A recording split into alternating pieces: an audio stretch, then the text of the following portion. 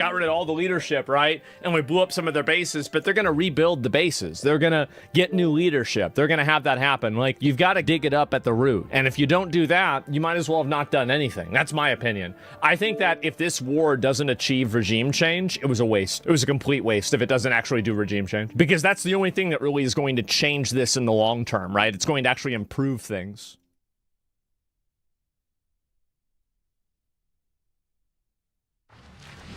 How you doing, buddy? Good to see you. I'm doing great, man. I'm so happy to be on your show again. When you asked if I could, I was always make time for you, man. I appreciate all the work you're putting in, doing, so much nightly updates and continuing on with the awakening, and great work, man. I'm glad to be here. Same to you. In fact, I see you everywhere, and you're doing such great work as well. Earlier this week, I saw you on RT. I think it was RT, right? And yeah, just an amazing interview. You gave such awesome insight. And I know the last time we spoke, we were talking about the predictions for this war, and now it's come to fruition. And, there's obviously this forthcoming ground invasion that everyone's talking about. I wanted to get I thought maybe we could start there, and you could give us your take about what's going to happen here. We know that there's 2 military expeditionary units being deployed. There's all these deployments to the region right now. It seems like just a crazy prospect. And what do you think is going to come of all this? Well, I have a pretty solid idea of what will happen, because in 2002, the United States military paid millions of dollars to conduct a very intensive war game called Project Millennium Challenge. Yes. It was run by a combat marine, and he was the red team. He was Iran. Mm-hmm. So a lot of times sometimes when you do a war game, you don't necessarily name the enemy, so it doesn't seem like we're saber rattling. But in this exercise, it's Iran, and U.S., Iran, go plan, go war game. And I had the opportunity, particularly when I was in the Command and General Staff College as a major, that in our advanced operations course, we looked at that same problem set, because at the time there was kind of this threat of North Korea, this threat of Iran, this threat of China, and each team was looking at a different problem set. And we looked at Iran. And our conclusions, without, taking out the Millennium Challenge lessons learned and cheating, our conclusions were exactly that of which they came up with in 2002. The difference now that changes that calculus is that in 2002 and 2014, we had a massive amount of ground forces in Afghanistan.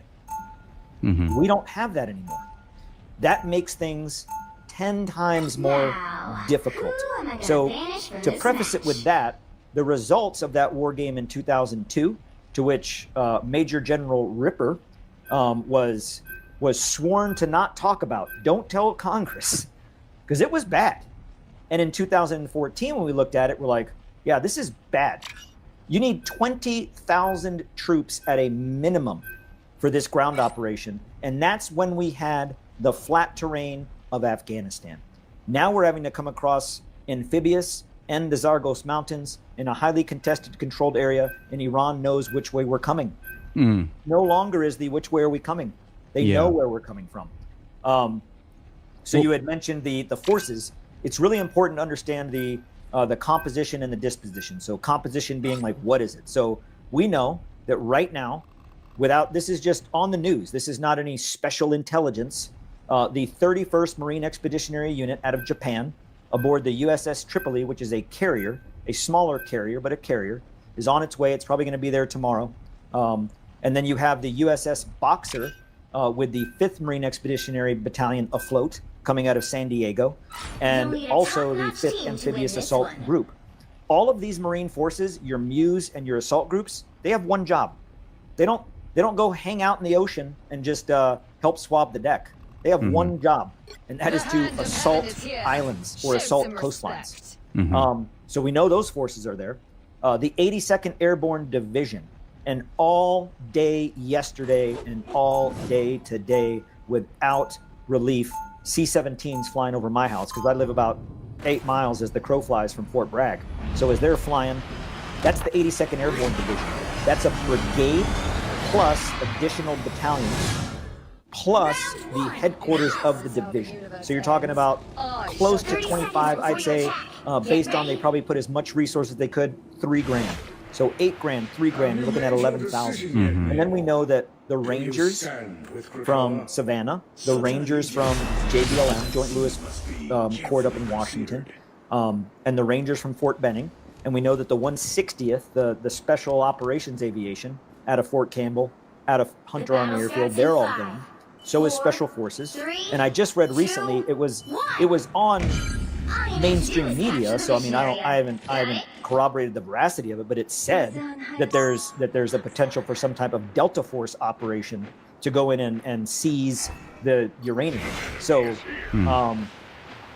I could see that being one of the courses of action. But the bottom line is, with all of this that we have in theater, we are going to incur immense loss of life and resources. I'm talking about images of a U.S. C-17 going down in flames, hit by a missile with 150 paratroopers on board, crashing into the Persian Gulf. Yeah. I have so many questions about this, and you are, so well-versed in all things military. We're talking about the 82nd Airborne, we're talking about Rangers, we're talking about military expeditionary units. How is this all coordinated, and what are the different, like, what's going to be the role of the Rangers compared to the 82nd Airborne? They're all doing different things, correct? Yeah, so the 82nd Airborne Division, as an Army division, serves as the Department of Defense's immediate response force. They can be up and out the door in 18 hours anywhere in the world. The Ranger Regiment, which is an elite infantry unit that is also within Special Operations, they specialize, what the Ranger Regiment specializes in is the forced entry strategic raid, meaning these are the guys that when you want shit fucked up overnight, these are the guys you send. So the Rangers have a very exquisite, specific mission of airfield seizure, and then going in, taking it with absolute violence. Your 82nd Airborne Division has a similar mission at a larger scale, but not only then go in and take, but to hold. A Ranger battalion on its own probably couldn't hold Kashem Island or Garab Island. That would be more of a go in, shock it, take it, to allow reinforcements to come. So, looking at this problem set, when you think about the tyranny of the terrain and geography, you've got the Strait of Hormuz. To control the Strait of Hormuz, you've got to control Qasem Island and the airfield. Okay. That's a Ranger objective. And then for Karag Island, much larger, I can see that as a combined amphibious assault. Once we take Qasem and we control the causeway, to then move forces up north to Karag Island, and I can see that being a combination of 82nd Airborne Division, amphibious assault, hold, graph, take. There are critical problems with that. Okay. And that's, Iran knows where we're going, where we're coming from, the limited objectives that we can take. And if you don't think they're ready with everything, it's going to be a bad day. And I want to say this clearly. I am anti-war, but I am not anti-American, anti-soldier. I have no doubt that the exquisite capability of our Marines and our Green Berets and our Delta Force and our 82nd Airborne Division. My wife served in the 82nd Airborne Division when she was in. Great unit, fantastic unit. I have no concerns or questions of the exquisite nature of our force. That's not the issue here. We are sending this force into a quagmire, into an unwinnable military objective. And I don't think this administration understands the gravity of that cost when, this is going to look like Gallipoli times 10. Yeah. I learned about Gallipoli this week. Pretty in World War I. Yeah. But that's a great point. We're not calling into question the ability and the skill and the talent of our troops. We're calling into question the policy decisions of our government. Right. the leadership. Exactly. Now, I wanted to just pull up the map and talk about it a little bit further because, like, you brought up a great point. This is the world's worst kept secret. Iran knows what's coming. Everyone knows what's coming. You know, and it got me thinking, like, is there any chance that there's some sort of deception with how they're forming these troops to make it seem like they're going to attack here and then there's going to be, you know, like... Well, there's only so many ways you can deceive. Like if you look at Normandy, right? There's only so many ways you can deceive. I mean, Normandy was a classic frontal assault into the cliffs of Normandy against the German defenses. And God, the number of soldiers and sailors and Marines that we lost, because there's not too much you can do. What we tried to do, I don't know if you're familiar with, you're not greatly Operation Mincemeat, where we took an Allied soldier, a British soldier, dressed in uniform, took a cadaver from the morgue, put secret documents and maps and threw them in the ocean, and he washed ashore in Calais, and it was to trick the Germans into thinking that that's where we were going to come. Right. And the Germans prepared for that, but they're like, well, whether they come to Calais or they come here to Normandy, like there's not many options. Yeah. And they were ready. So when you look at this, the options are even more limited. We cannot come from Afghanistan. We cannot come from Azerbaijan. We cannot come from Turkey. We cannot come from northern Iraq across the Zardos Mountains. We can't. It's very limited. So why can't we? Can I just ask you that? Why can't we? Why can't we use these other countries as staging grounds or staging operations from a different part? Well, Pakistan, Afghanistan, Turkmenistan. Yeah. Right. I mean, if we started a war with Pakistan in order to stage to go into Iran, we could, but they're not going to allow it. Yeah. I just wonder, like, does Iran have a soft underbelly? They do. That soft underbelly was the Helmand province of Afghanistan when we still held Afghanistan. That's why when there was any conversation about a potential ground war against Iran, it was always under the consideration that we had Iraq and we had Afghanistan.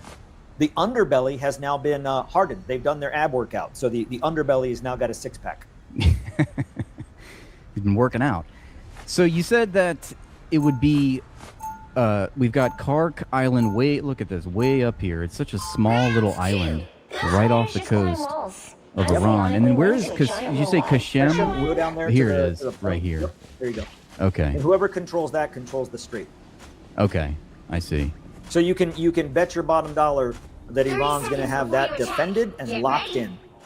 And we're just going for the. You think that this ground invasion, that's going to be the first two objectives, is Kark and Kashem? There are multiple courses of action, and when we did this war game, we. As military planners, you don't just throw a plan together and go, whoops, let's do it. You present the commander, the Joint Force commander, with options and courses of action. So, and you want those courses of action to be distinct. Well, first of all, you want them to be feasible. You want to be able to accomplish it. But you want them to be distinct so the commander can take, okay, course of action A, course of action B, course of action C. I like that one, or give me some of that, give me some more cowbell, whatever you want to do to make that that course of action. So typically commanders will choose from a hybrid option. So in this case, could a course of action be speed, audacity, synchronization, and mass, where it's airborne, air assault, amphibious, all at once? Yeah. Sure, that's a course of action. That is incredibly difficult to control, incredibly difficult to maintain, and incredibly difficult to maintain the op tempo of the attack momentum. Very difficult. Course of action 2. You could have a phase where you focus your resources in to take Kashem Island, hold the strait, build up defenses through the Persian Gulf, and then go for a shot at Karaj with amphibious assault forces or an airborne operation. I could also see a potential airfield seizure or joint entry to take Manab, because Manab will then give you control of that tight turn. Manab is where the girls' school that was. Yeah, right here. That's right there. Yeah, exactly. So Manab and Kashem I could see those as objectives in a phased approach, or I could see, because I read in the news about an hour ago, and I haven't really looked into it much further. It had been reported in mainstream media. This wasn't, like the national environment, but that the United States is considering the use of Delta Force in a very large operational package to include Delta, to include chemical, biological, radiological, and nuclear specialists to go in to seize the uranium, basically take away once and for all the nuclear capability that Iran never had. So, we've heard every day now that their capability has been obliterated. It's been obliterated, re-obliterated, and re-obliterated. If you want to make a new word and put it in the story. But it's like, how many times can you obliterate something and then say, oh, we're now going to go get it? Let's obliterate it. So, that mission, so in order to execute that mission, you're going to need a huge distraction. So, I could very much see this administration going for the full Monty with the amphibious assault of Kashem, some type of airborne air assault capture of Prague, because Prague's much smaller, as a resource distraction and feint to then allow a Delta Force-like unit to go in to wherever, Natanz, Mortum. I think we do know that the depleted uranium that Iran might have, because if they have it, it's buried under rubble. They can't get to it either. And that's in Pickaxe Mountain, which, that's like the Fort Knox that was from mountains. And we're going to have to go in digging for it. But it's not like you just get the objective, walk in the door, shoot a shot the body, grab the body, and fly out. It's going to take hours, 24 to 36 hours of just digging and torching through steel and trying to find it. Sitting ducks. We cannot hold that terrain. And that's not really what Delta Force should be used for. Is it in their wheelhouse? Sure. But to use your most, it's like taking your Ferrari to go get groceries during a hailstorm. Can you do it? Yeah. But you're going to really F up your $200,000 paint job. You could. Yeah. Don't recommend it. It all seems so impossible. Let's just assume that the Americans are able to capture Kashem Island. Do you think it's even possible for them to assemble at that point and stage subsequent operations into Iranian territory as they're, we have to assume they'll be facing constant bombardment? I think maybe you're a distant relative of Napoleon. That is a fantastic observation. Yeah, you can seize it, but can you hold it? Right. I used to, my grandpa used to say when the dog would chase after the car, okay, what happens after you catch the car, dog? Exactly. So in this case, we can take it. What happens after we have it? Well, if I'm Iran and I know that, okay, it's like if I've got gangrene in my leg and I know that it's spreading, well, I'm just going to cut the foot off. So in this case, Iran knows that it's going to come at a cost, but I got to cut it off, and they're just going to destroy it, and they're going to kill every service member on that island, either kill or capture, and it's going to be bloody. We're talking about, what really disturbs me, it kind of made me, it made me so upset that I just had to sit there and I had no words, that when Lindsey Graham went on the news 2 days ago and he talked about, well, it'll be like Iwo Jima, but we've done it once and we can do it again. Okay, well, first of all, Lindsey, you didn't do anything. And neither has anyone that's ever served in your family, nor you, nor your children, which you don't have. So we ain't doing anything. So you can say that. That tells me, this is what that tells me. Lindsey Graham is not a military historian. He's not a military practitioner. He doesn't understand the loss rate of what we incurred in Iwo Jima. That tells me that someone told him that. That tells me in one of these briefings that they received on what a ground war would look like, because don't think this hasn't been planned for days, and this didn't happen today. That somebody made the association, the contextual association to the losses in Iwo Jima. That we can do it, but it's going to be costly. Right. And what I remind every American is that beautiful monument in Washington, D.C. of the Marines hoisting the flag on Mount Suribachi, that's Iwo Jima, where we lost upwards of 8,000 soldiers, sailors, airmen, and Marines. And in doing so, Japan just used it as a come and get it. And as soon as we hit, they incurred cost and they left. When we took Mount Suribachi, there was no Japanese on it. In fact, we secured it to where we could do the flag raising twice for the photo op. So That's right. Yeah. yes, they did it. They stopped and did it again because the flag wasn't big enough. Well, that's obviously a price that Lindsey Graham is willing to bear. Lindsey Graham's willing to pay that price with your sons and daughters. Exactly. Forgive my ignorance, okay? I'm intrigued by these war games. And to me, I had never heard of Operation Millennium Challenge 2002. Project Millennium Challenge. Project, excuse me. Yeah, Yeah. look, it's like when you read it, you're like, is this from right now? Oh, Yeah. we predicted this 22 years ago. Well, I learned that it was the largest the most expensive war game, if memory Yeah, it was serves. at the time. At the time, it was the most expensive, and I would say 2002, as we were looking at the global war on terror, and we went into Afghanistan, and we had eyes on potentially going to Iraq. The Army put a lot of money into war game. Well, all of DoD, but like the Army has this place called the Center for Army Lessons Learned. The Okay. call center, and that's at Fort Leavenworth. So, military planners, officers, at a point in our career, become company men, so to speak. Part of the machine. They send us there to learn all these things. So, very expensive war game at the time, the largest. But yeah, that's the military conducts these war games. So you've got war games, then you have war exercises, and then you have joint exercises. So your war game is you're sitting around like Dungeons and Dragons, a bunch of nerds figuring out everything on paper, and then your joint or your war game exercise would be taking your Navy and going out and practicing it, taking your Army and practicing it, and then your joint exercise would be bring it all together. And that's what the military. When you think about what does the military do when we're not at war, that's what they're doing.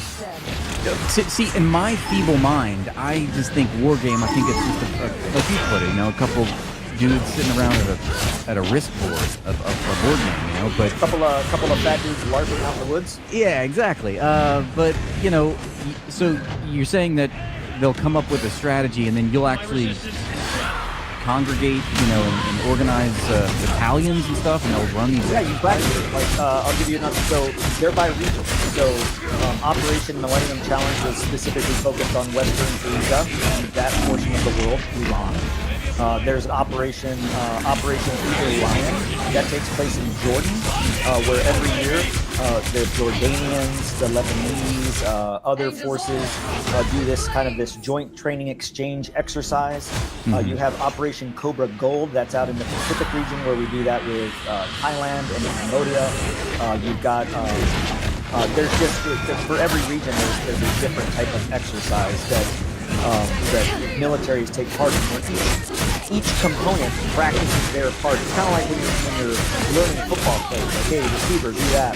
Quarterback, work on this. Line, work on that. And then you bring it all together in full drills to know the whole thing before game day. So that's essentially what we do. So imagine, and this you brought up a great way to describe this. So thank you. And that when you look at, imagine if you're getting ready to go to the Super Bowl, and you run a play over and over and over and over again. And every time you run it, it leads to an interception. Every time. And then when you go into the Super Bowl, it's tied, winning game, and you say, let's break out the old shitty play. Let's break out the one that got an interception every time. Right. Could it work? It might, but every indication shows that it's not going to. And also, let's add to that that your first string quarterback got injured, so now you're doing it with your second string. Man, I'm not comfortable with 12,000 U.S. soldiers going into a war off a play we know won't work with a second string quarterback at the helm, i.e., Pete Not confident. He's such a clown. Clown. So Clown. That's a great metaphor to explain the current predicament, because it's not like we've haven't run through the war game and we've lost every single time, right? So it's like we don't just do it once. Yeah. We do these annually since 2000. And we've always lost them every year. Every year we've lost it in different ways. We've lost it massively. We've lost it kind of. We've lost it. We've lost it every way you can imagine. If we lose it, because I mean, like, for example, Vietnam. Our brave soldiers and airmen and soldiers and sailors and marines that fought in Vietnam, we won every battle. Lost the war. So, you know, we could take and hold Kashem. It's going to cost thousands of lives. We could take and hold Korat. It's going to take thousands of lives. The question is then, for what? Yeah. And you know, you gotta wonder, like, what are they thinking? Like, I mean, I understand. You served in the military, you know, and I just wonder, like, on the inside, do they just think that this is just absurd? And how, you know, and then also we know that the Gerald Ford, there's possibly some sort of mutiny. I mean, we got a 30-hour laundry fire. It seems pretty absurd. How are people not? I don't even know how to, you know, how do you get an entire military infrastructure to go along with this absurd plan? It's never worked. So, I'll give you an example, like when we were fighting in Iraq. You don't always know what the other units are doing or what they've incurred. You get what you know. So you've got different forms of intelligence. You've got SIGINT, that's signals intelligence. You've got IMINT, that's imagery intelligence. You've got HUMINT, that's human intelligence. And then there's the good old RUMINT, that's rumors intelligence. That passes amongst the soldiers and the units. You hear about Johnny, I've heard the whole time about that guy. You know, if you watch Band of Brothers, there's a lot of that. Kurt Bunsow's brother got killed. So you don't always know what the other units or adjacent unit has incurred, and unless you're in the higher echelons of headquarters, you're not seeing the whole thing. So the loss of the USS Gerald Ford out of the area not only is the loss of an aircraft carrier and its associated jets and its associated logistics. I mean, it's a floating airport. That's gone now. But along with that being gone is the command and control, the element that controls the battle. We're really surrounded. You know, and we did this before. We had Afghanistan as an option, and we had the aircraft carriers there. Right now, we would be like, you know, you're sitting there playing battleship, and you just have aircraft carriers sunk. You're in a bad position. You're in a bad way.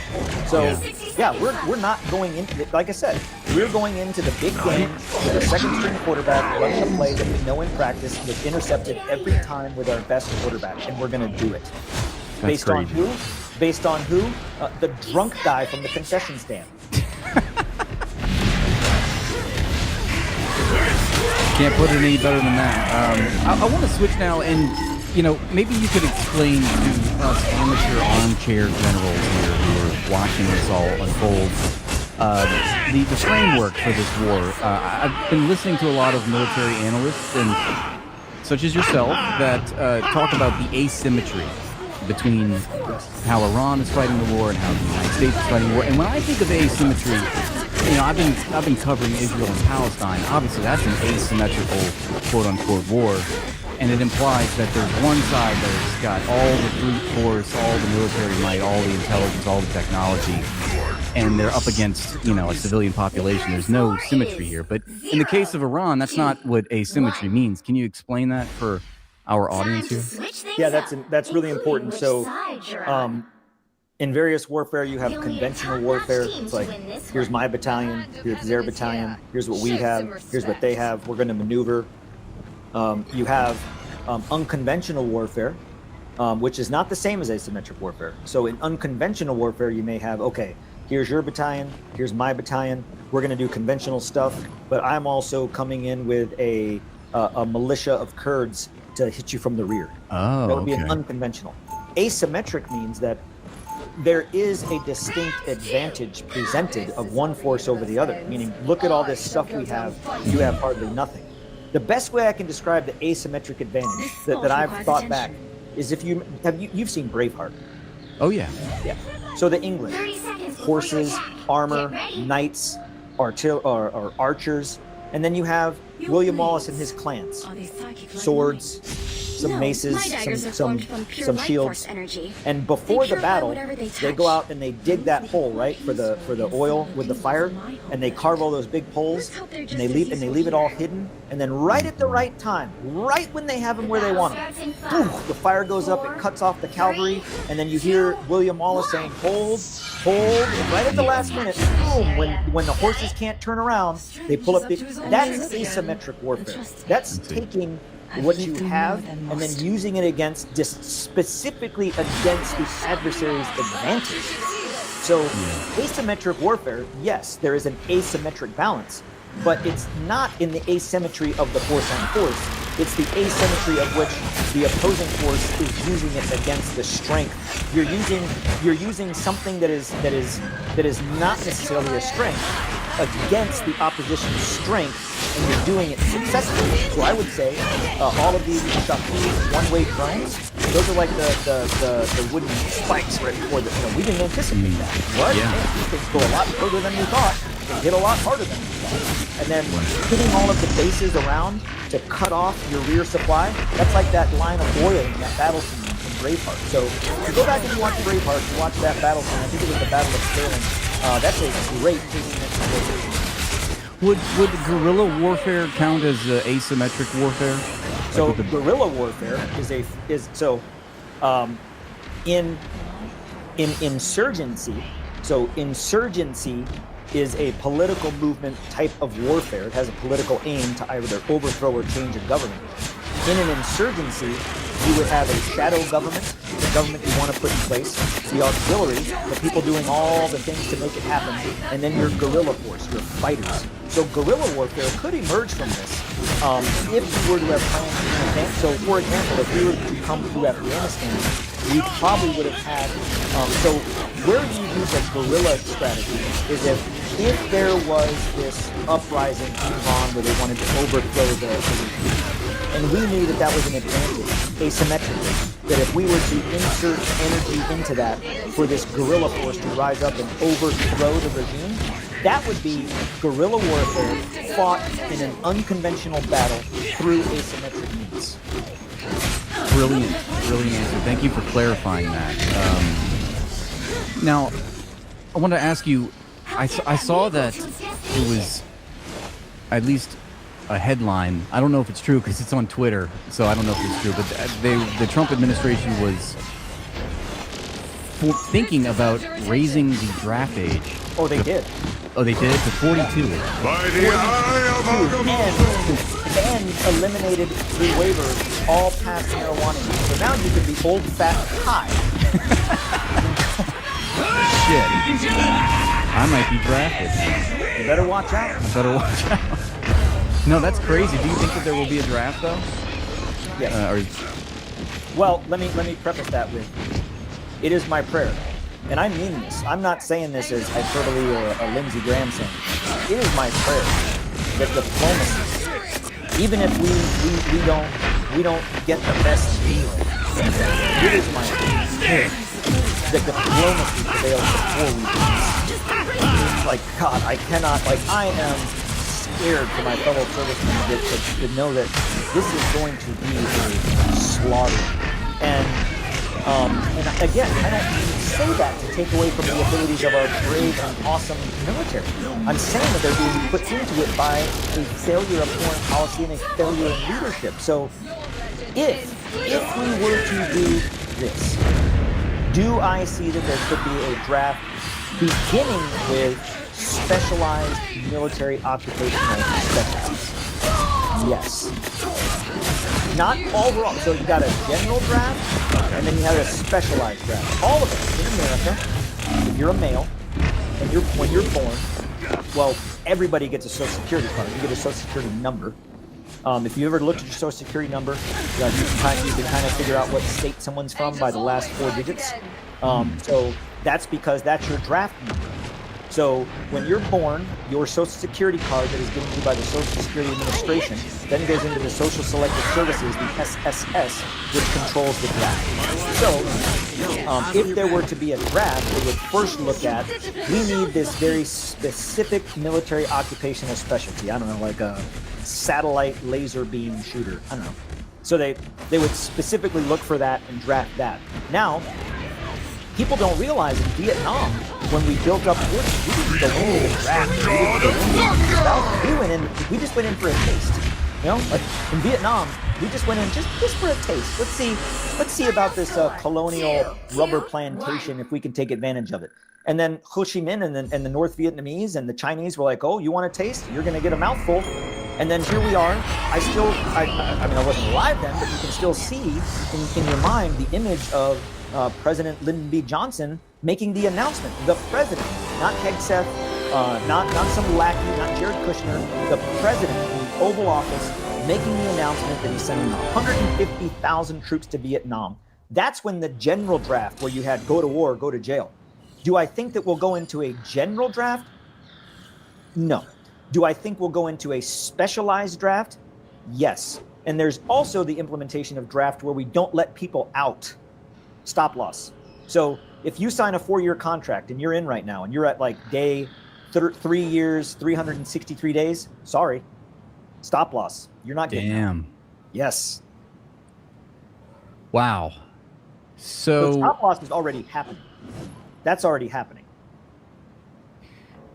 This may be an unfair question because I know you don't have a crystal ball, but do you personally think that there's going to be a ground invasion this weekend? I've heard Larry Johnson say that he predicts by April 14th because of all the formations that need to take place to get all the troops in, you know, but if we still had the USS Gerald Ford in position, in addition to everything that we're doing now, I would say that this Friday, because old Donnie Trump loves to start a war on a Friday night, Saturday morning, every one of them so far. I could say yes. Is it? I don't know exactly the assets that they've repositioned, because we no longer have that floating airport, but we still have nuclear submarines that are there. So what capabilities those could bring?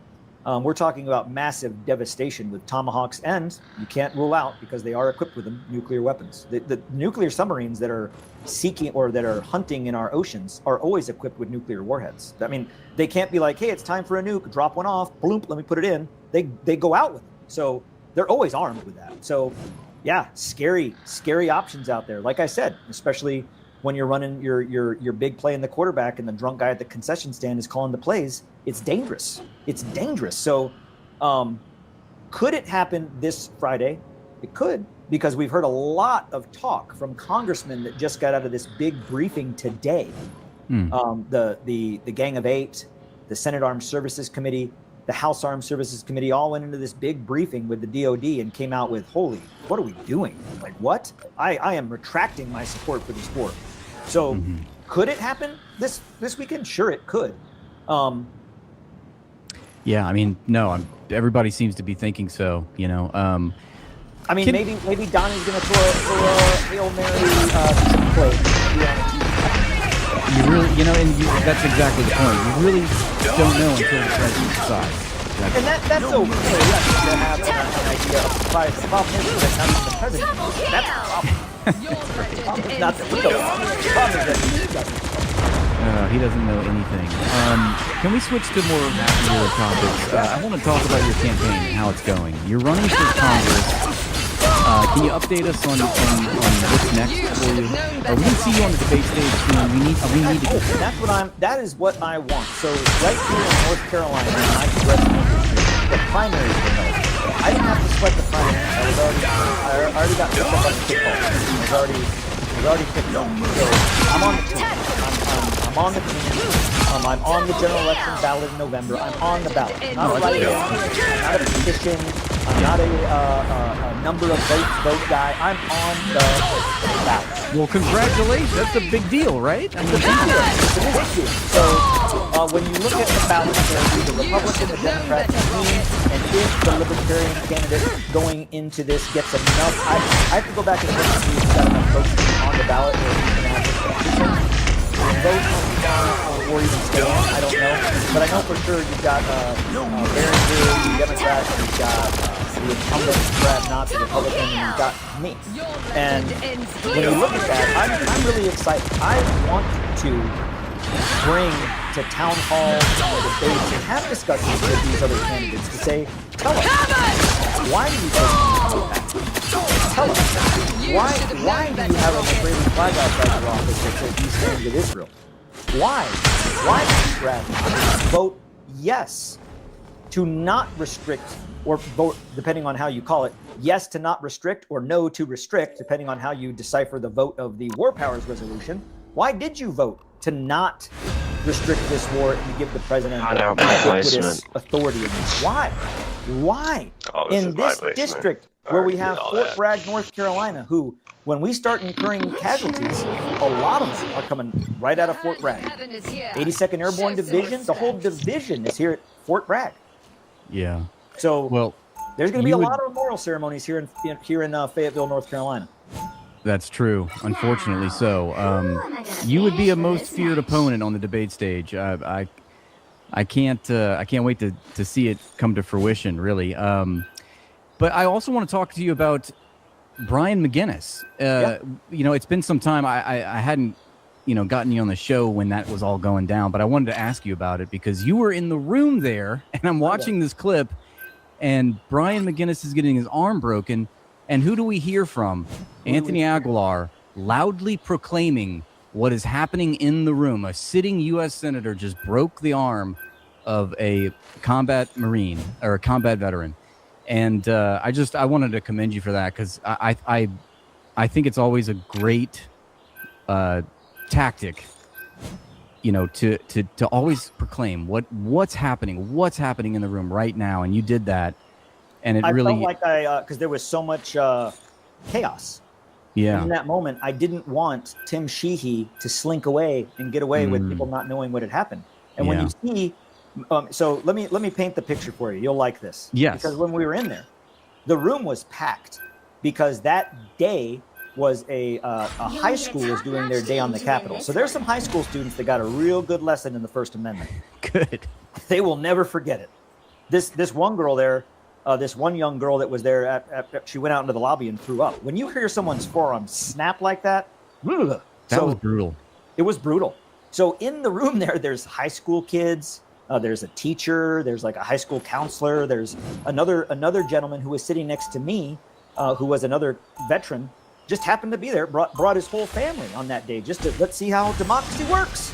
Well, he got a lesson in democracy. So as it's happening and they're taking him out and it's quiet and everybody's like, oh, and then you hear like he's in the door and it's quiet and you hear that, no doubt what had happened. And everybody's like, oh my God. And in that moment of shock, Tim Sheehy tried to be like, oh, it's me, tried to slink off. And I was like, oh no, this sitting senator broke that Marine's arm. And I kept saying it Over and over. I'm telling you, you provided. I didn't want him to slink away. Now, when he walked by me, he called me a punk ass B.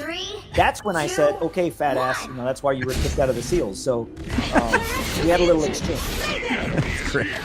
Well, that was a powerful moment, and you provided clarity, and everybody saw it for what it was. And, kudos to you for doing that. So let me see here. I have some questions. So let's tell everyone where they can find you. Your campaign website is www.aguilarforuScongress.com. We're going to share that right now to my audience, as well as your YouTube page, which I think would be very easy for people to subscribe to that are here because you're already on YouTube. So just click this link and subscribe to Anthony Aguilar as well.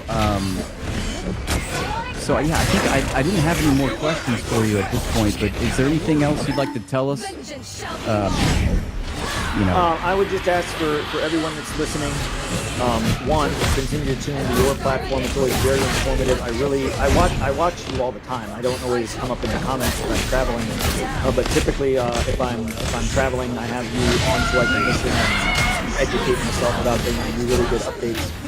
So keep doing what you're doing. It's important. It's important that we have non-mainstream, non-bought out, non-corporate voices that are having these conversations. Is it okay to be against this war? Yes. Does it make you anti-American or not a patriot? Absolutely not. In fact, to stand up and say this is wrong makes you a patriot. So continue what you're doing for those that are listening. For my campaign, really, people always talk about the donors and having millions of dollars, and this person outfunded this person, this outfunded that. I've never been to an election in my life where I have seen someone standing out the door handing people cash to donate votes. So, regardless of how much I spend or the other guy spends, at the end of the day, two things matter. That you show up. Yeah. Our voting rate, our percentage of voting in this country is abysmal. The founding fathers were like, what? You're not exercising the thing that we said you should do to have all of the other things? Like, no wonder y'all are where you're at. So the excuse of, we don't have any choices. Well, you do. You have choices. And if you walk into that voting booth and you just go D right down the line, or R right down the line, and you're not looking at the candidate in this year's election, shame on you. Look at the candidate. And you're never going to find a candidate, whether they're Democrat, Republican, or Independent, that you agree with every day. Impossible. There are times that I don't even agree with myself. So when you look at, this person, this thing's all but that, they're doing this and that, he doesn't like the Texas Rangers, he likes the White Sox, I don't like him. We're talking about right now times where our nation is facing an existential threat. And if we continue to keep the people that we have in office, we will continue to get what we get. That is the definition of insanity. Let's not be insane. You're right. I mean, the only psyop is the right versus left. It's really just top versus bottom or up versus down, and That's right. That's what we need to instill into people. So I can tell everyone here is really enjoying everything that you've said, and we thank you for what you're doing. We all support you, and you're an important voice for change in a rare combination of not only physical courage but moral courage, and that is something to be celebrated. So thank you for your time, and I hope that we can have you back on real soon. Anytime. I love having conversations with you. You are you're unique in your intellect and your humor. It's always good watching. And I would also say to everybody that tomorrow in Washington, D.C. at between 9 and noon, 9 and 12, we're having an emergency press conference with the Eisenhower Media Network at the National Press Club in Washington, D.C. It's going to be streamed, so if you go to the Eisenhower Media Network, you'll find that link so you can watch it live. But it's going to be me, Brian McGinnis. In fact, after I'm done with you, I'm driving up the road to pick him up, and we're driving to D.C. He lives there.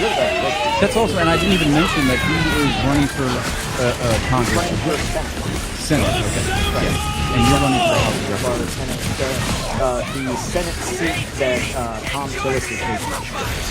Okay. So we're all going up there. Me, Brian McGinnis, Greg Stoker, Jody Gildo, Ray McGovern, former CIA. We're all having a panel to discuss this impending invasion and the cost that will incur. So it'll be pretty powerful. A lot of intelligent, grounded people. I think it's going to be really good. So anybody's interested in tuning in, 9 to noon. I think I speak at 11. If anybody wants to. And just remind us, what's the website so I can write that down? Well, if you look up the Eisenhower Media Network. Eisenhower Media I Network. think Okay. They're on X and Instagram. I know they're on X, but also if you look them up online, you'll see the event link. It's obviously not active now until tomorrow morning at 9 a.m. when it goes live.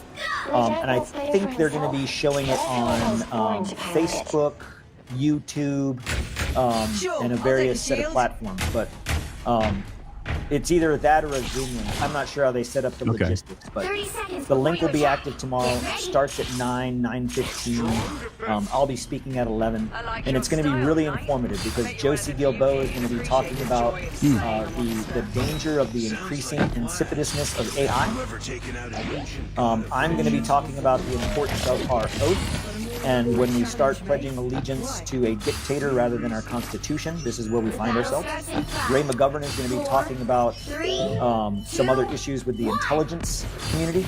So it's going to be really, really good to listen to. A lot of Josie, Ray, Greg Stoker, Ryan McGinnis. Be a good lineup. Well, I can't tell you how refreshing it is that we have a new batch of up-and-coming politicians that are actually, speaking truth, being objective, and I want to thank you for infusing some optimism in the domestic politics of our country. We will succeed. There's one thing I know about America. I'm not going in. I hear some people saying all the time, I'm staying. I'm here until the ship goes down. I will rearrange chairs on the deck of the Titanic. I will go down. I don't care. I'm staying. But I also know that we can change it. Are we going to change it where we still can do it civilly? Or are we going to have to change it when it's a lot harder? I hope to do it sooner than later.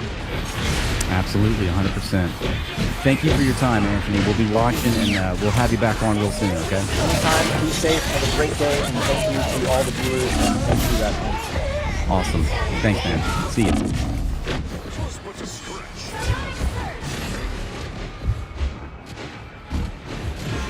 Island Boy. Did that just send you into a fight or flight response? Yeah, I bet it did. That's a name you probably haven't heard in many moons now. The Island Boys have had a huge fall off. Very few people even remember them. I completely forgot they existed until a clip surfaced of one of them doing a 20 women versus one Island Boy, and he was just getting brutally cooked, absolutely roasted. It wasn't like a dating thing, it was more just 20 women line up to insult this guy to his face, but he is so unbelievably stupid, he can't even understand half of the insults. It's cinema, and I have to share it with all of you. In today's video, we got 20 women.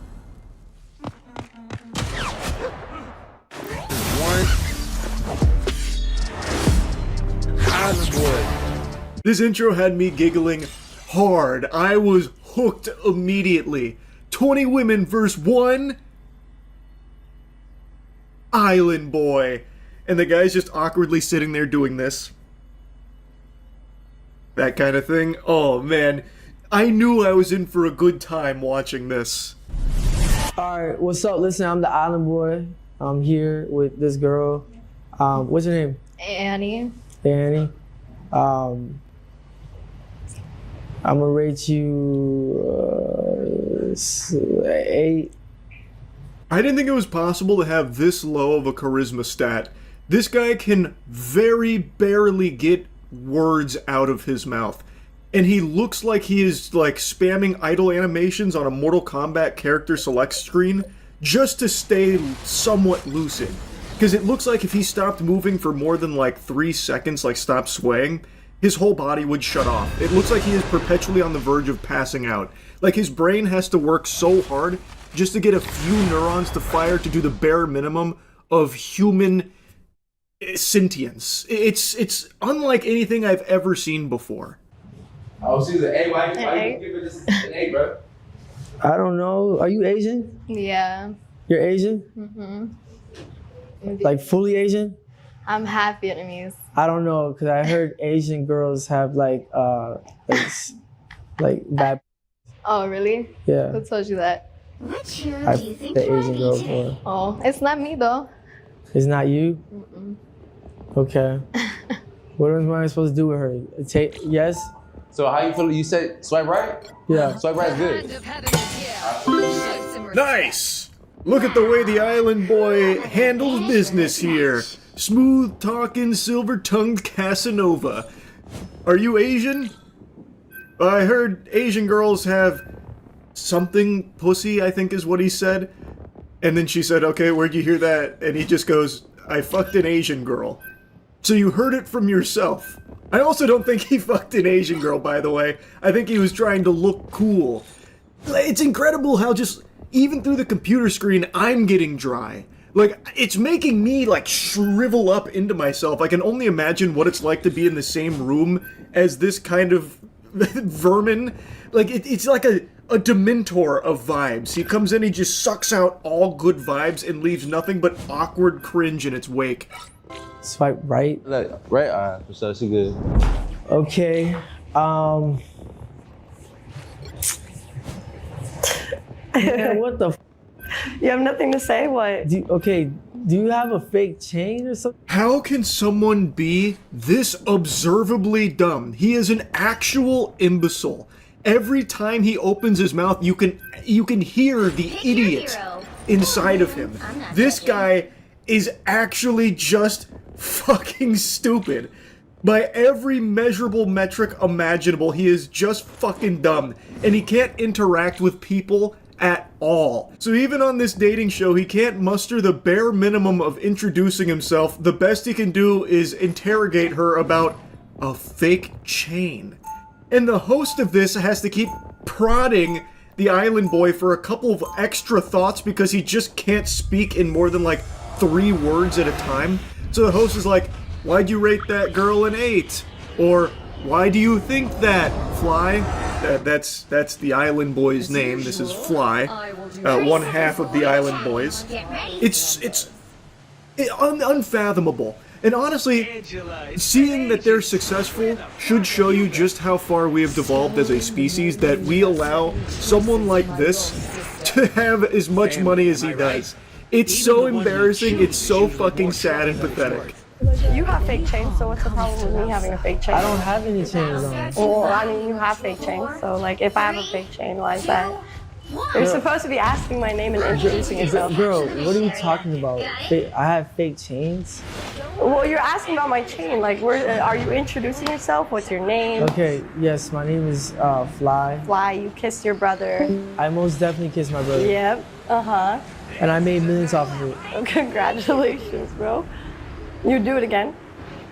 No. You wouldn't? Okay, valid. I mean, I wouldn't either. Wait, Fly, why you say no? Like, why you say you wouldn't, bro? I feel like the host also despises this worm. He's constantly kind of poking him like, "So why wouldn't you kiss your brother anymore, Fly? Come on, explain it." Now, this is the clip that went viral, is this lady in the gray outfit. She came on and just instantly tears this guy's asshole apart. She stretches Fly's ass full goatsy and does not let up. So she immediately lets the audience know that Fly makes out with his brother for internet attention and money online. Fly likes to claim that through kissing his brother, he makes millions, which is a full-blown fib. That is a super lie. There is no way he and his brother have generated millions of dollars through them constantly making out in those videos. Nobody wants to see that disgusting shit. The only reason the Island Boys did make money is because they were paid for appearances so people could clown on them. And the people that watch them solely to make fun of them. They are a public spittoon that people like spitting on. So they made a lot of money through that. Not through the incest that they used to like to film for content online. He definitely hasn't made millions from making out with his brother. If you made millions off of it, wouldn't you do it again? Because look, to be honest with you, like she said, I had fake chains on. You said it's my chain. And to be honest with you, listen, I wouldn't. Okay, if I was to walk past by you at the mall, I wouldn't. Well, I don't go to malls, but I wouldn't even look at you. Thank God. He can't even process a question. The host said, "Why wouldn't you do that anymore, Fly, about making out with his brother? Explain why you'd put the kibosh on that." And it didn't register at all. He completely forgot that that ever existed because his brain is so fucking poisoned from drugs and lean and whatever else. So he completely forgot about that and then said, like, because she talked about me having fake chains. So you stopped kissing your brother because she came in here and said that you have fake chains? What are you talking about, you fucking weirdo? You absolute degenerate scumbag weirdo. And then he's like, if I passed you in a mall, actually I don't go to malls, but if I pass by you, I would look at you. I mean, you're my height, you're scrawny, you're skinnier than me, you wear a size small, you made out with your brother, everyone thinks you're Jeffrey Epstein's son. Like, I mean, good job. Okay. You're looking for your third baby mother because the first two you couldn't keep? My third baby mama. No? Why would I? Why? I mean, why are you on a 2v1? I'm just asking. Because you I could've just was introduced asked yourself. to. Okay. You could have just introduced Listen, yourself. just though. listen. If you're gonna be rude, I'll be rude too. Bro, just listen. Look. Okay, now I'll listen. Okay, listen. You look like you're from Minnesota. Okay, and you look like you're 5'2". Okay, that's fine. Do you have like booster shoes? No, I don't have. Do you have a booster shoes. booster seat for when you drive? I like his shoes though. I ain't gonna lie though. I like His his shoes shoes are though. hard, but they have a little extra height option. Why are we all playing around about his shoes looking hard? They are not. That looks like some shit I would have worn when I was 8 years old with the little light up things on the bottom of your shoes where it gives like little RGB gamer lights when you take steps. That looks like what he's wearing. He is wearing bedazzled fucking combat boots with 5-inch heels on them. They are not cool. And she is absolutely right. This guy is a loser, and she is just saying that directly to his face, insulting him, and it just looks like he is in a state of blue screening in the brain, like he is just constantly blue screened. He can't grasp a thought, he can't talk, and he doesn't know what anyone's saying to him, it sounds like. I imagine what goes through his head is what went through Spike's head in that episode of Rugrats when you got the POV of Spike the dog, where anytime like the parents were talking to Spike, it was "Abubugabugababuga, Spike." Like that's what I imagine the Island Boy hears anytime someone speaks to him. Look, I'm gonna keep it with you. I spend a lot of money on my That's gear. great. That's awesome. I saw you shopping at Lululemon. Dude, at Lululemon, it was for a girl. Okay. Girl, I have a mansion. I have a That's nice rented car. on Airbnb. I have a nice car. I'm so proud of you. Okay. Good job. And your brother, Okay, yeah. Did kissing your brother get you the mansion? girl, to be honest, you look dyed your hair black. Okay. Because you look, Black? yes, because you look emo. Okay, now I'm emo. Yeah, not I'm emo because you kissed your brother. Your teeth are yellow. Okay, that's fine. I can get them fixed. But you can't unkiss your brother. Okay. Bro, why am I talking to this stupid? It's like he's about to cry. That one he understood. That one penetrated his infinity layer of stupidity that surrounds his body. That one made it through. That insult landed, and he is not happy. Jiminy Christmas, just listening to him though, his insults. Your teeth are yellow.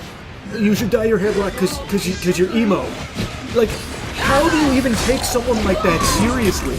It's so pathetic. It's like it's almost pitiful. Like I almost feel bad for him if he wasn't just such an insufferable douchebag asshole. Because you kept talking. I kept responding. Girl, I'm better than you. You're not. You're my height. My status is better than you. Says who? Okay. All you, okay, you're famous for what? You get clowned on the internet for fun. Good job. You're famous for getting laughed at. What do you want to be? Oh, Jinkies, she is so right. Their entire legacy, their entire existence is just to be laughed at. They are just a laughing stock, and they have made some money off of just being those clowns. He is not better than her. He likes to try and pretend that he's better than everyone he interacts with and his status is so much better. But she's right. He's just someone that people can't help but point and laugh at because they're fucking losers. Sienna, what do you want to be when you grow up? I don't know. Watch But when I this, grow now- up, I don't want to make out with my brother, and I want to kiss my husband. You know, I don't want to have 3 baby mamas. Watch, now she gets stuck. What car, I didn't get stuck. I just what car do you drive? Why does it matter what car I drive? I'm a woman. You're a man. So why are you bag checking me? Can you not compete with a man? Do you feel like insecure competing with men? No, to be honest with you, Okay. I do this all the time. Oh, you compete with girls all the time? I know. You argue with women a lot on the internet. Brutal. Just absolutely brutal. She is just spanking him over and over and over again. And anytime Fly tries to get any sentence out, he keeps stumbling over his words and just bumbling them. So then the host steps in to try and like steer it a little more, but even the host then just starts sarcastically making fun of Fly too.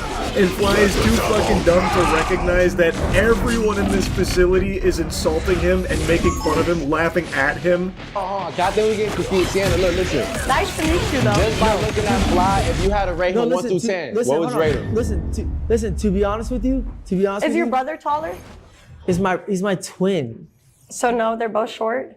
I don't know. He's like a 4.5. You know, his personality brings it down. Sienna, you got some drip on though. You look the drip. The outfit is cool. He's but the drippy. personality Bro, brings I it don't down. give a about my I'm so outfit. black. Listen, I don't, to be honest with you, So now the host and Sienna are kind of just like bonding here over talking about Fly and also talking over him too, because I feel like no one wants to hear him get these fucking words out that he's struggling through.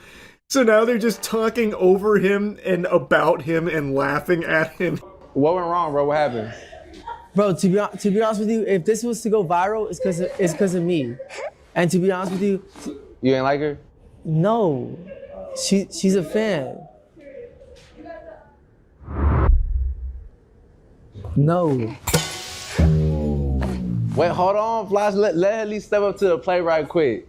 The host has me laughing, man. I gotta be honest. He's like, okay, Fly, so what went wrong there? What's crazy is the host had to step in to even like have a conversation through Fly because he is completely incapable of talking to human beings. So the host was really the one talking with Sienna. And then, you know, he eventually breaks down and gets her to get out of there, you know, tells her scram, and then everyone, you can literally hear everyone in the studio laughing at the island boy. So now he's pouting, so now he's like crouched over, really upset, and he's got a little tantrum going on. So the next girl that steps up, he just instantly says, no, get out of here, no. Immediately no? Is it because she made you mad, or is it like genuinely like no, just immediately? Immediately no, to be honest with you. Can I ask why? She calls him out on it too, like, is it just because you're mad? Because of what happened there, where you just got absolutely fucking smacked down there like it was WWE? Is that what's going on here? He's like, no, it's just immediately no. It's just immediately no. Because I don't You gotta think, introduce yourself. I don't think he's ever had like some nice chocolate in his life. Like, you know what I'm saying? He done experienced the white, the Hispanic.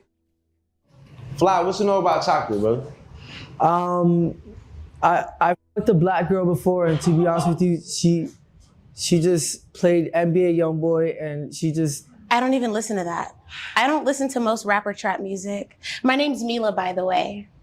Okay, I also don't like your name. He's such a fucking loser. It's crazy. Like, you could not write or create a bigger loser of a character in a show, right? Like, a cartoon couldn't make someone this pathetic. It goes against conventional wisdom that he exists in the current state that he does. He is shockingly pathetic. And I couldn't watch the whole thing. It was just too painful just listening to him.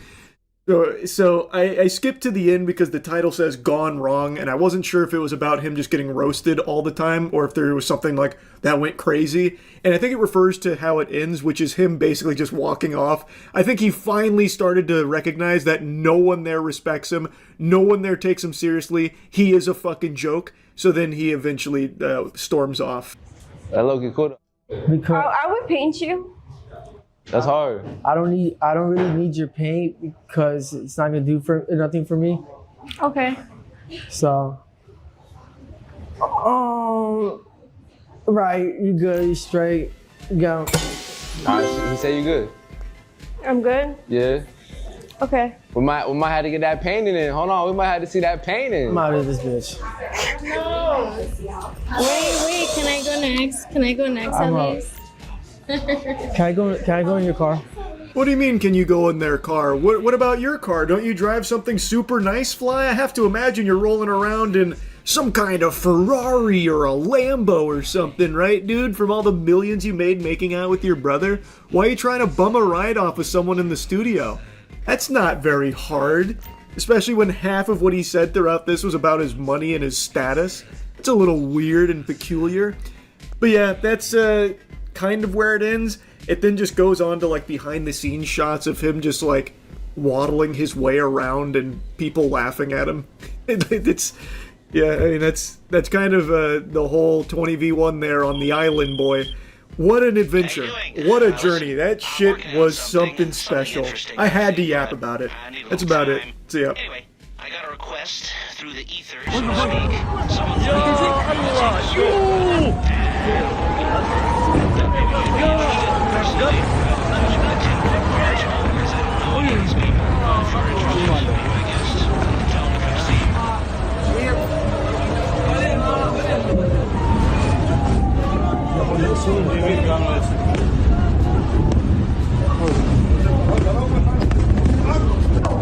נפילות, אחי, נפילות של החיים בנבטים.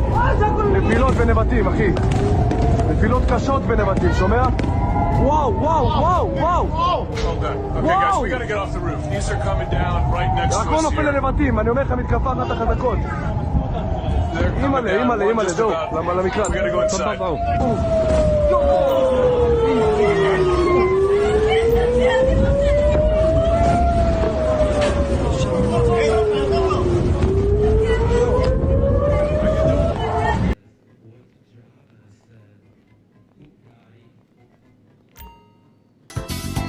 Welcome to Democracy Now!, democracynow.org, the War and Peace Report. I'm Amy Goodman. The U.S.-Israeli war in Iran enters its 26th day. As the Pentagon reports, as many as 3,000 U.S. paratroopers from the 82nd Airborne Division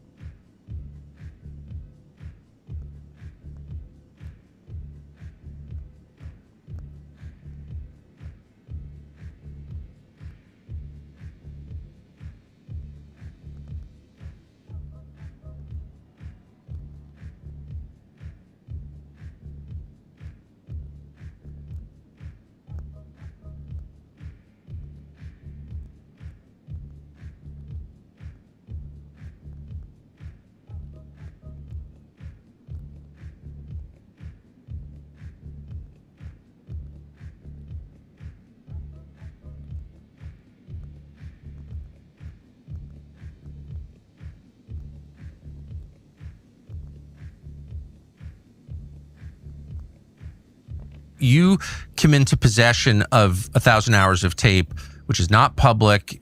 You're not saying, understandably, exactly how you got it, but it's real. I mean, probably a lot of people don't want you to make that into a documentary and air it. So what was your experience of that? That's fair to say. And indeed, when we tried to produce the film in secret, I had some able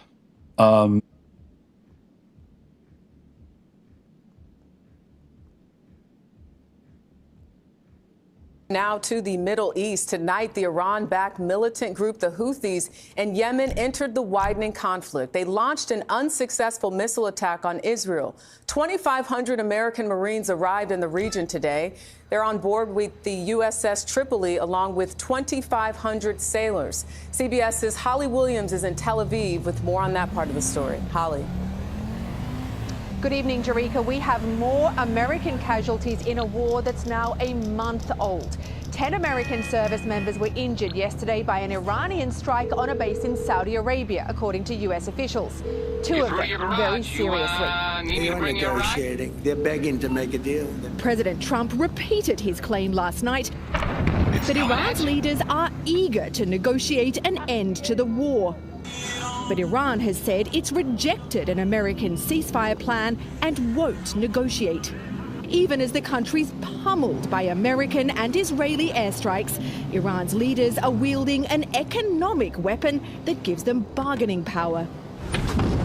With strikes and the threat of mines, Iran has effectively paralyzed traffic through the Strait of Hormuz, which normally carries around 20% of the world's oil. It's sent energy prices soaring and piled pressure on Trump to end the war. If the president can't reach a deal with Iran, he could stop the war unilaterally. But that would leave the Iranian regime with around 1,000 pounds of uranium enriched to 60% and the ability to rebuild its nuclear and missile programs. We are not going to give it up, not going to give we don't have flexibility. Retired General Yaakov Amadror is Israel's former national security advisor. President Trump is under a lot of pressure to end the war. If the war ends soon, will that be too soon from Israel's perspective? If the enriched uranium will not be taken out in the agreement that will be reached between the Americans and the Iranians, the answer is yes. Jerika, Germany's foreign minister said that he expects representatives from Iran and the US to meet for face-to-face talks in Pakistan in the very near future. Ali Williams in Tel Aviv.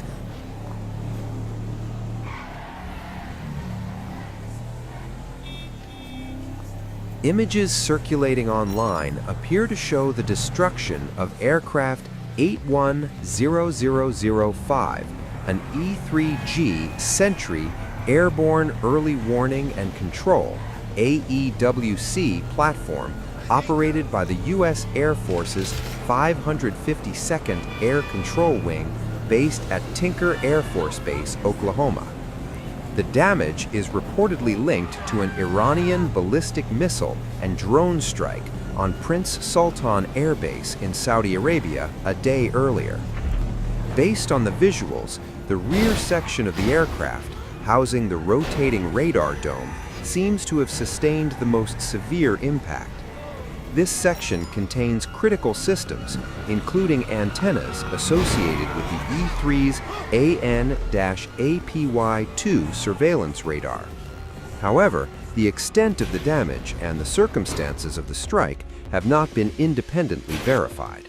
A dramatic new escalation is unfolding as Iran launches what it calls the second phase of missile strikes under Wave 84 of its ongoing campaign, releasing video footage to showcase the intensity of the assault. At the center of Iran's claims is a high-profile target, the Prince Sultan Air Base in Saudi Arabia, a critical hub used by United States forces. According to the Islamic Revolutionary Guard Corps, a coordinated barrage of solid and liquid-fueled missiles, along with drones, successfully penetrated the base's defenses. The IRGC claims the strike hit the headquarters of U.S. aerial refueling operations, causing destruction and severe damage to multiple large aircraft and key logistical infrastructure. Satellite images released by Iran appear to show damaged zones on the base, including what it says are destroyed KC-135 refueling aircraft, a major asset that cost millions of dollars for sustaining long-range U.S. air operations. But independent analysis tells a more cautious story. Satellite data, including imagery from the Sentinel-2 system, does confirm a thermal anomaly, indicating a fire or localized explosion on March 27th at the same airbase. Visual comparisons show the affected area overlaps with a section where large aircraft were previously parked. However, there is no clear evidence yet of destroyed aircraft. analysts point out the absence of debris fields, crater patterns, or structural wreckage typically associated with ballistic missile strikes. The damage appears limited and localized, raising questions about the scale of impact being claimed. At this stage, experts say a real incident likely occurred, but whether it resulted in significant losses for U.S. forces remains unverified. What is clear, however, is the intent. With Wave 84, Iran is signaling that it can strike deep into strategic military infrastructure across the region. And by releasing imagery and bold claims, Tehran is shaping the narrative as much as the battlefield. In this war of missiles and messaging, the truth may lie somewhere in between. Tensions are exploding over Saudi Arabia as the kingdom's skies turn into a battlefield, with incoming Iranian threats lighting up radar screens over Riyadh. In a dramatic span of minutes, Saudi air defenses sprang into action on Friday, intercepting multiple drones heading straight for the capital. Officials confirmed at least 2 drones were shot down near Riyadh, marking the second such interception in under an hour. Earlier, 3 drones were destroyed, 1 over Riyadh, 2 over the eastern province. And the danger didn't stop there. Saudi Arabia also confirmed a far more alarming escalation: 6 ballistic missiles launched toward the Riyadh region. While 2 were successfully intercepted mid-air, 4 crashed into Gulf waters and uninhabited zones. No casualties have been reported yet, but the message is unmistakable. This is no longer a distant conflict. It is knocking at Saudi Arabia's doorstep. The attacks come amid a widening regional war triggered by a joint offensive by the United States and Israel against Iran, a campaign that has already killed thousands of people and sent shockwaves across the Middle East. Tehran has retaliated with relentless waves of drones and missiles, targeting not just Israel, but key U.S.-linked assets across the region. Now, behind the scenes, a critical shift may be underway. Reports quoting sources reveal that Saudi Crown Prince Mohammed bin Salman has urged U.S. President Donald Trump to intensify the war on Iran, calling it a historic opportunity to reshape the region. While Riyadh has not yet entered the conflict directly, the pressure is mounting. According to The Guardian, analysts warn the kingdom is walking a tightrope, balancing cautious neutrality with growing calls for decisive action. One misstep, one direct hit on critical infrastructure, and Saudi Arabia could be pulled fully into the war. But for now, the defenses are holding. However, the skies over Riyadh tell a different story. This conflict is getting closer, faster, and far more dangerous. I don't want to comment until I see the deal, but as you know, they're negotiating a deal. I guess they're getting fairly close, but I think any deal they make, I'm pretty much not happy with it. These guys came in, they wouldn't pay people. You know, they had a deal to pay. They had to break their deal. The Democrats broke the deal that we had. I think we can handle that. It was all done. Everything was fine. And then they just said, well, we're not going to pay anymore. And they hurt our country. And at a very difficult time because, you know, we are at, as they would say, a war. They call it a war. I call it a military operation. A very successful one. Successful like nobody's ever seen before. Hey, Venezuela was equally as successful. It was a great thing. No, the Democrats had a deal. It was a done deal. And then they said, well, we're not going to pay. And so a lot of people suffered over that and put our country in danger. You have another question? You haven't been here in a while. Well, on Iran, can you give us any more sense of who exactly in Iran it is either Witkoff and Bush or others you're speaking with? Yeah, we had, I hate to say this in front of these young people, they're not children. I spoke to most of them, they sound like adults to me, even though they are sort of children. Right? They'll always be your children. But I hate to say it, but we killed all their leadership. And then they met to choose new leaders, and we killed all of them. And now we have a new group, and we can easily do that, but let's see how they turn out. We have really regime change. You know, this is a change in the regime because the leaders are all very different than the ones that we started off with that created all those problems. So this was, I think we can say, Jason, this is regime change, right? I don't trust anybody. I don't trust you. I mean, that's only because I know you. But if I didn't know you, I'd probably have more trust. But I don't trust anyone. Why do you say that? Why do you say what makes you trust? Do you think I trust them? I don't trust them. Because they're going to make a deal. They're going to make a deal. They did something yesterday that was amazing, actually. They gave us a present, and the present arrived today.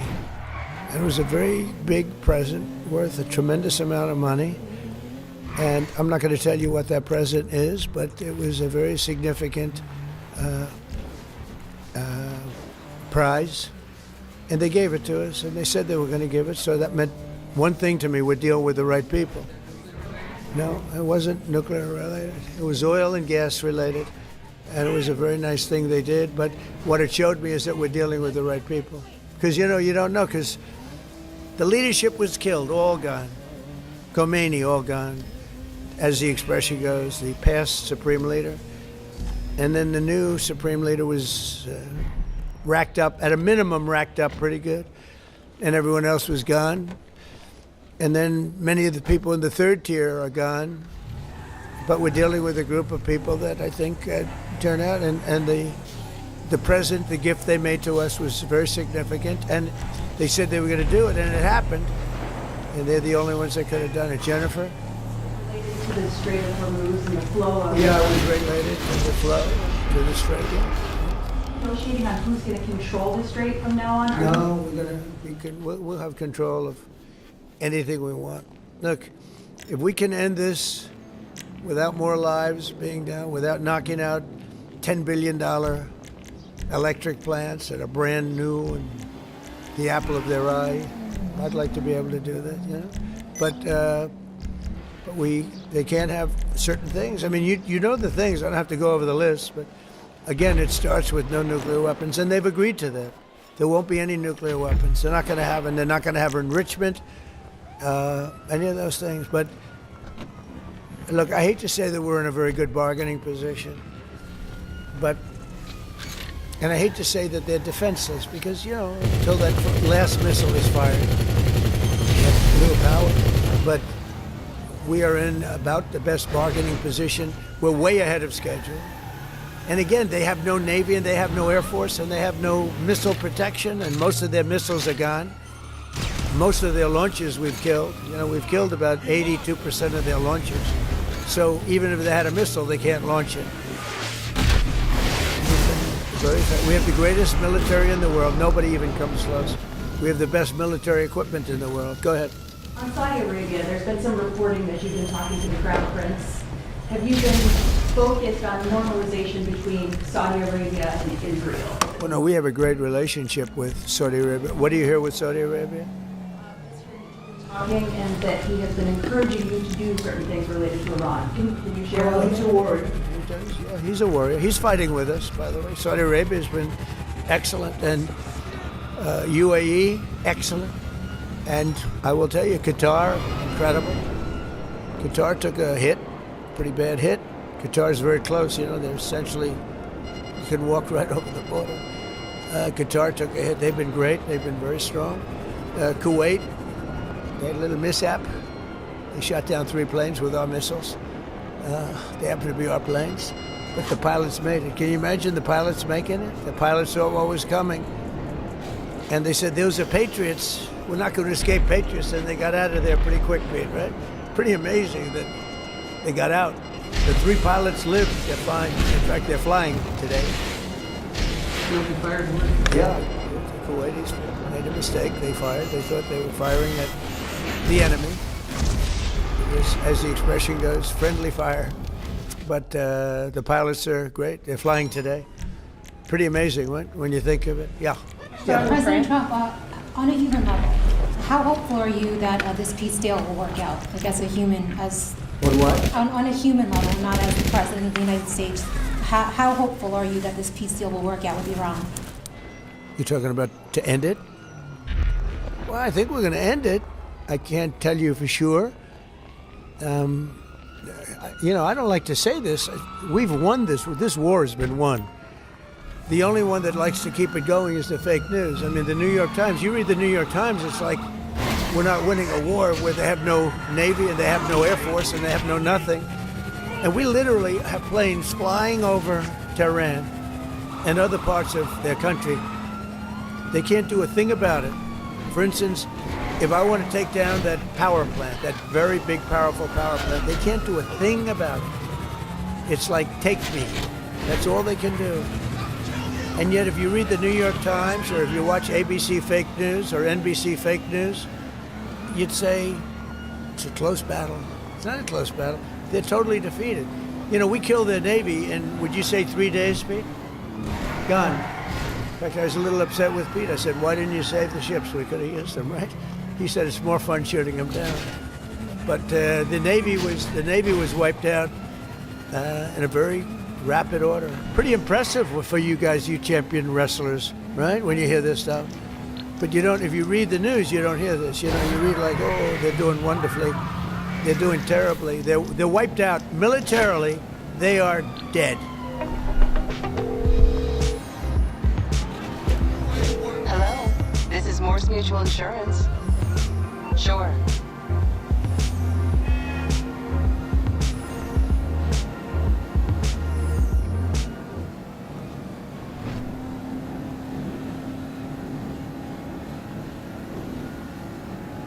Charlie Brooker's Black Mirror is an anthology of technological nightmares, examining how humanity's brightest inventions can twist into instruments of isolation, control, and quiet catastrophe. In each story, ordinary people brush against a new frontier of innovation, usually discovering that progress, when left unchecked, often carries a dark and terrible price. AI chat services, memory implants, and virtual gaming chips wired directly into the brain. Consciousness copied and sold as a commodity. Social platforms engineered so precisely that they can push ordinary people toward obsession, desperation, and even psychosis. Advanced warfare, autonomous weapon systems, and so many other dire warnings. In the real world, innovation, or at least the organizations behind it, are not discouraged by prescient warnings left in British science fiction television. If anything, it's quite the opposite, a blueprint for profit and control. In this video, we're going to explore some incredible developments occurring today that, for those of us that did take Charlie Brooker's work as a bit of a warning, might feel a little uncomfortable with, because much of what was imagined in Black Mirror just a handful of years ago is reality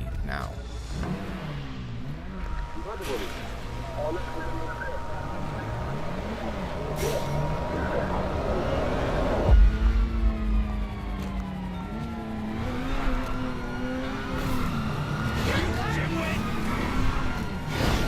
In the Season 2 special, titled White Christmas, we meet Greta. Greta is about to undergo a procedure in which a microchip, or cookie, that was implanted in her brain the previous week will be removed. Throughout the week prior, the cookie has been shadowing Greta's brain, absorbing data, learning who she is, how to fulfill her needs, and copying her mind itself. The cookie becomes sentient the literal second it is removed from Greta's brain and is placed in a small control pod.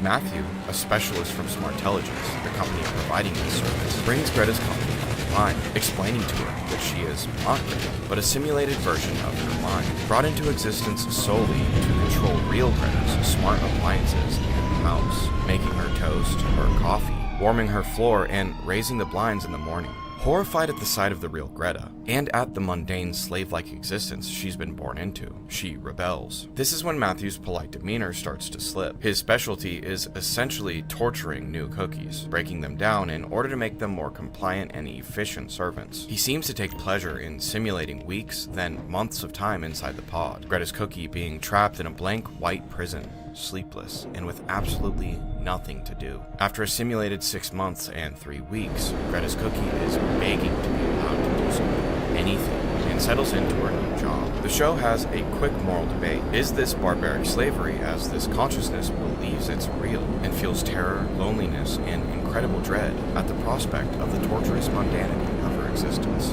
Or is it absolutely not barbaric, because technically it isn't real, it's just a copy? The end of the episode sees the authorities using a Smartelligence cookie to scan a suspected murderer's mind. Matthew then simulates 5 years in a cabin lost in a frozen wasteland at the end of the earth, slowly breaking down the suspect's copy until he finally confesses. The actual suspect, who has been mute since he committed the crime, is told that his cookie has confessed. Although it was used to catch someone who killed an elderly man and essentially left that man's granddaughter to die, you can easily see how this technology could be used invasively through government overreach to essentially know everything about anybody. In White Christmas, the nightmare is simple: a mind copied, imprisoned inside a machine, and forced to work forever.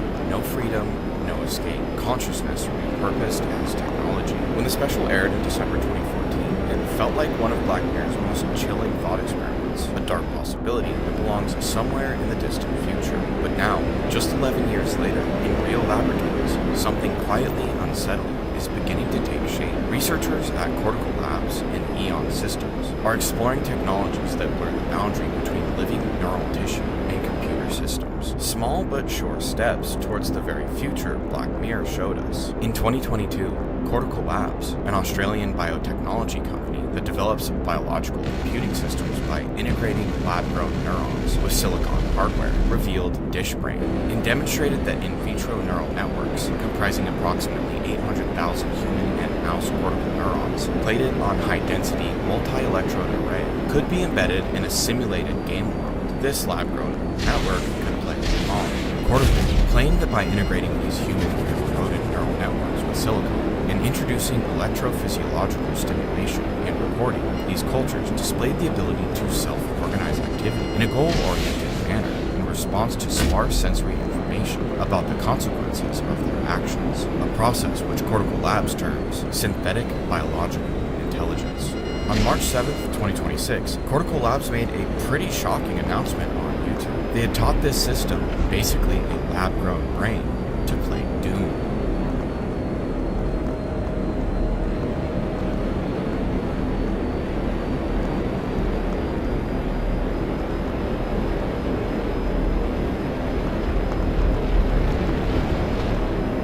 Doom is chaos. It's 3D, it has enemies, it needs to explore its environment, and it's hard. So we've built a neural computing system to allow anyone to program this game. To bridge that gap, we need to translate digital words of Doom into the biological language of neurons, which is electricity.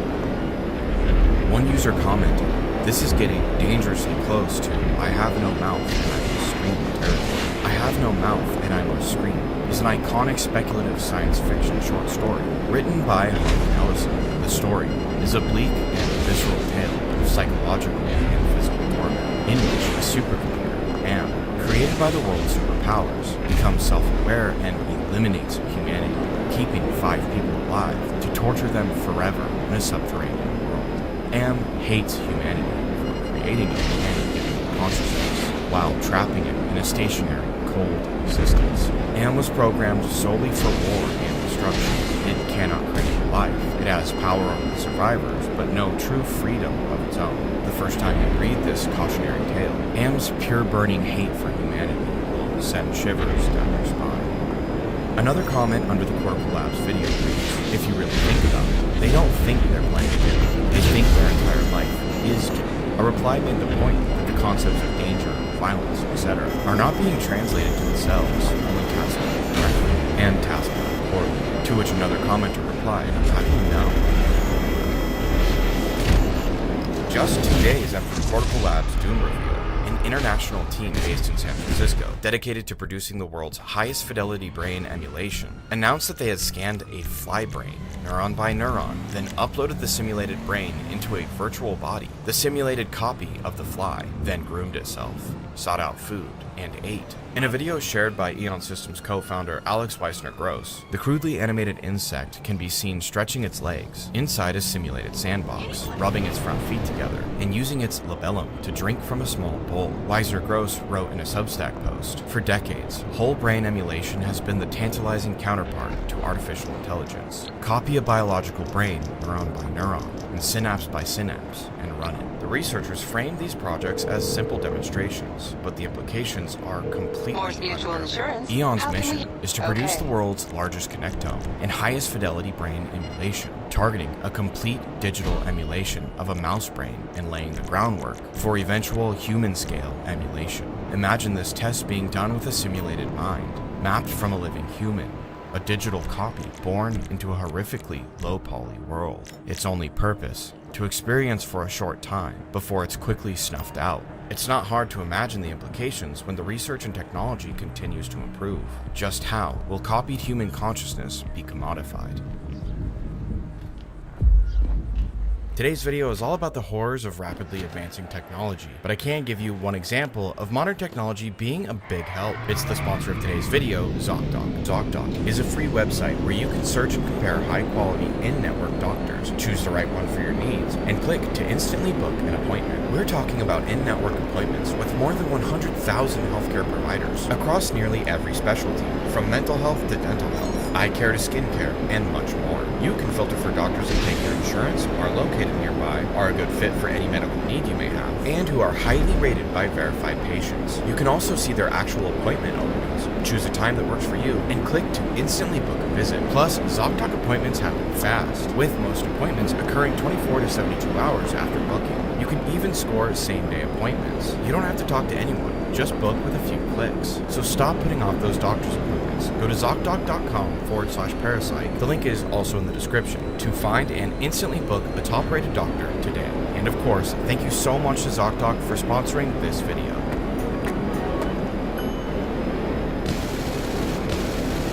In the first episode of Season 2 of Black Mirror, titled Be Right Back, grief becomes the gateway to something deeply unsettling. A young couple, Martha and Ash, are moving into Ash's childhood home, a remote cottage in the Norfolk countryside. As they settle in on the first night, Ash recounts to Martha how, after his brother Jack died when they were kids, his mother took down every photo of Jack and put them in the attic, hiding her grief out of sight. She did the same when Ash's father died. The family's memory haunted the attic. The next morning, Ash has to drive back to town to return the moving van and pick up their car, while Martha works from home. Ash, like much of society now, is constantly on his phone, messaging, posting, and scrolling, which will become painfully relevant in a moment. Martha goes about her